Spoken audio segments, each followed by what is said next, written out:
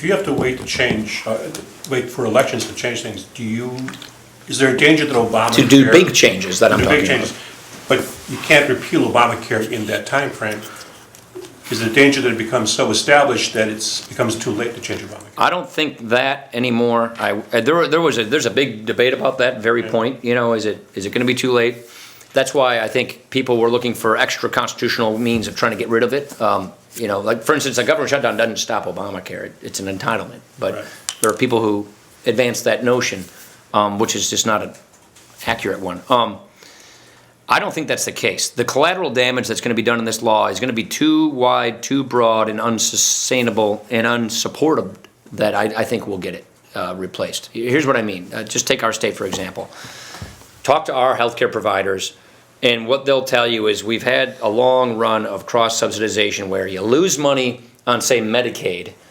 It's about 60 cents on the dollar on average around here. You lose money on Medicaid, then you overcharge the private payers. You overcharge, the Journal Sentinel. Are you self or fully insured? I don't know what. Yeah, you overcharge the Journal Sentinel self-insured. You overcharge the Hartley. You overcharge the private payers to make up for the losses over here. Here's the problem. According to the actuaries at Center for Medicare and Medicaid Services, Medicare under Obamacare, because Obamacare changes Medicare, Medicaid, and creates Obamacare. So people forget that sometimes. Medicare will pay the providers by the end of the decade at Medicaid rates. Medicaid is as bad as it doesn't get any better. More people are on it. Scott didn't do the expansion, but I'm talking nationwide. And then the Obamacare exchanges will pay Medicaid rates to providers.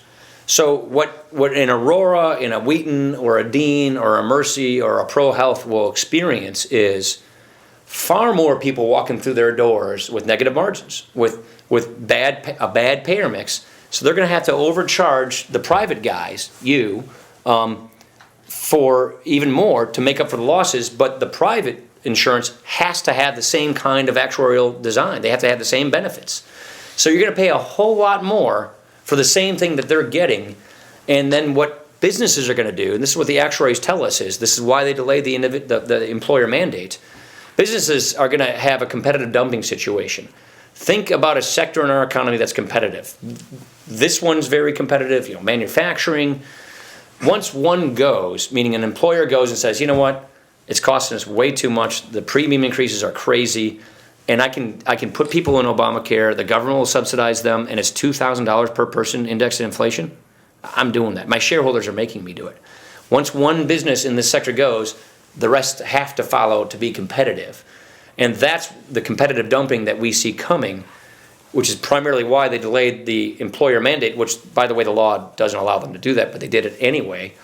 And that's why we see an implosion of the system, because the providers are going to be too underwater to survive this. And they'll have to have queues and wait lists and rations and all the rest. And this is not the kind of a society. A liberty-loving, self-determining, freedom-loving American political system won't accept that, in my opinion. So I really do believe we'll get this law repealed and replaced. What worries me the most is what collateral damage will occur in between that time. What period of time do you predict all that could happen? Probably, I don't know. I try not to add, I don't know the answer to that, so I'm not going to speculate. Sure. Ask an actuary. Ask the insurance executives. I spent the other day with Assurant. I went over and met with the execs at Assurant. Those guys have laid off about 1,000 people.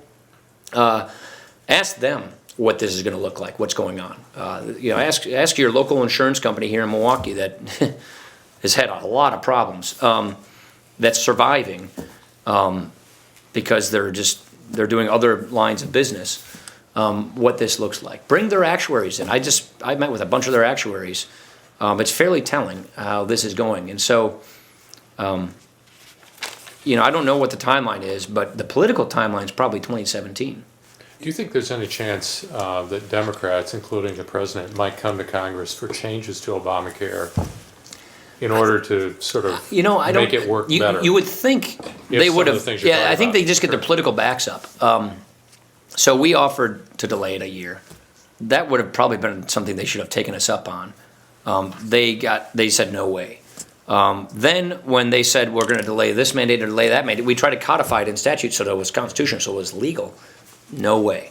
Then the president, who got busted for lying about if you like what you want, you can keep it, And after we unearthed the evidence in our oversight hearings that they knew this all along, even while they were saying it, he has a press conference one day just unilaterally saying by regulatory fiat, insurance companies can keep selling what they were selling.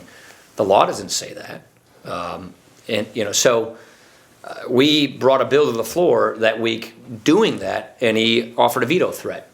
So it's weird. I mean, meaning anytime we offer to fix these things statutorily, they say, no way, protect the law. And they're doing these sort of regulatory runarounds, which aren't accommodated for in the law. So that pattern of behavior tells me they're probably not going to support any significant changes.